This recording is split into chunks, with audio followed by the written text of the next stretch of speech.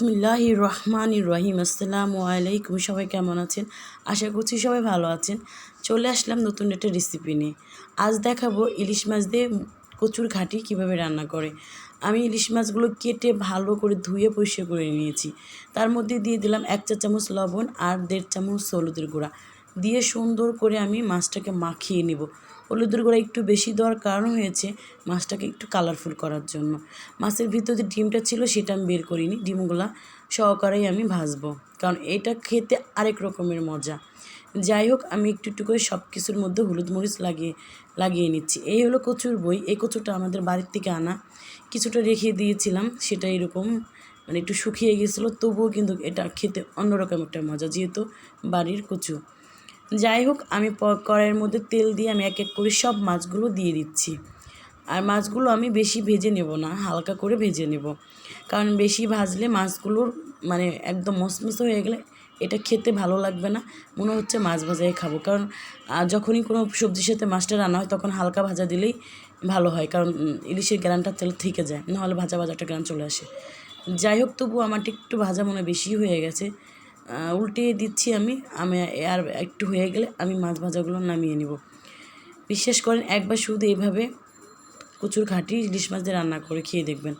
আমার মাছগুলো ভাজা হয়ে গেছে। অপর একটা কড়াইয়ের মধ্যে আমি পরিমাণ মতো তেল দিয়ে দিচ্ছি, দিয়ে সেখানে 1 মুঠ ভর্তি করে পেঁয়াজ কুচি আর কাঁচামরিচ কুচি দিয়ে দিচ্ছি, দিয়ে ভালো করে নাড়াচাড়া করে একটু ভেজে নেব।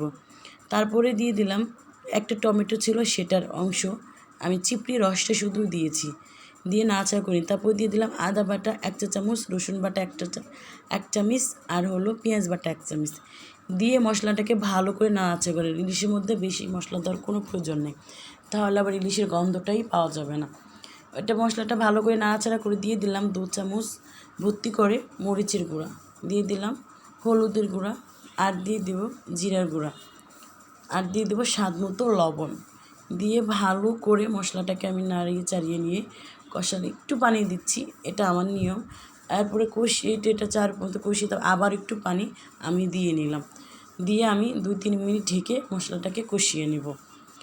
ঢাকনাটা তুলে আমি কচুর বইগুলো আর ঘাটিগুলো দিয়ে নিলাম সম্পূর্ণটি, দিয়ে ভালো করে নাড়াচাড়া করে নিচ্ছি। এটা খুব দ্রুত সিদ্ধ হয়ে যাবে, সেটা আমি আগের থেকে বলে দিলাম, যেহেতু আরও খাওয়া হয়েছে তার জন্য বললাম। আর কচুর ঘাটি এতই করতে হয় না, এর জন্য বেশি করে মশলাটা কষিয়ে নিলাম। যাই হোক, এখন আমি ঝোলের পানি একটু কষানোর পানিটা দিয়ে নিলাম সুন্দর করে। আমি কিন্তু বারবার বলে দিচ্ছি, যেহেতু এটা সিদ্ধ হয়ে যাবে, তাই ওগুলো আমি বেশি বেশি করে আগের থেকে পানি ছাড়া একটু করে কষিয়ে নিচ্ছি।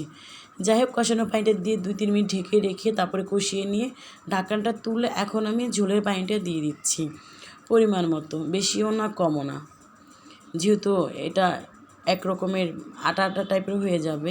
যাই হোক, আমি 5 মিনিট মতো ঢেকে রান্না করে নিলাম। ঢাকনাটা তুলে ভাজা মাছগুলো এক এক করে এর ভিতরে দিয়ে দিচ্ছি।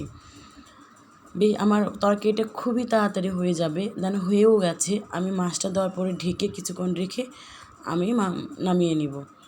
এই যে হলো আমার তরকারিটা।